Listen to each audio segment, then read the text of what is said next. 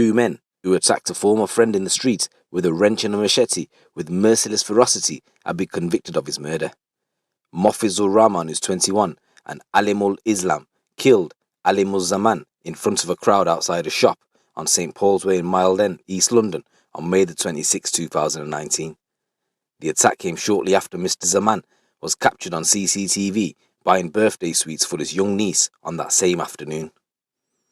Islam had armed himself with a 10-inch long stolen wrench, and Rahman had a foot-long hunting-style blade, while Mr. Zaman only had a pair of household scissors.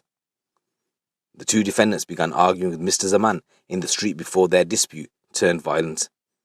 Rahman and Islam, both of Tower Hamlets, used their weapons with what the prosecution described as merciless ferocity and devastating effect.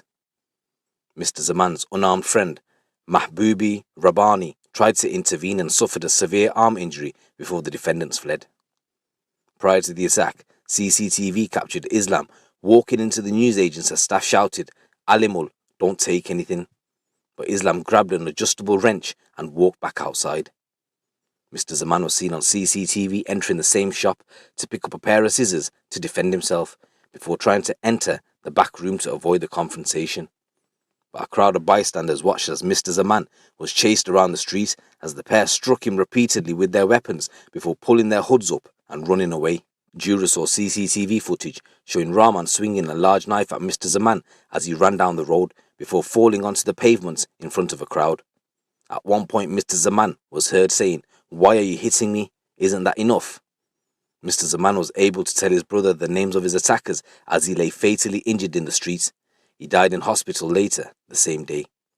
A post-mortem examination identified 15 sharp force injuries with 2 facial wounds, a chop-like gash to the arm and a deep stab to the thigh.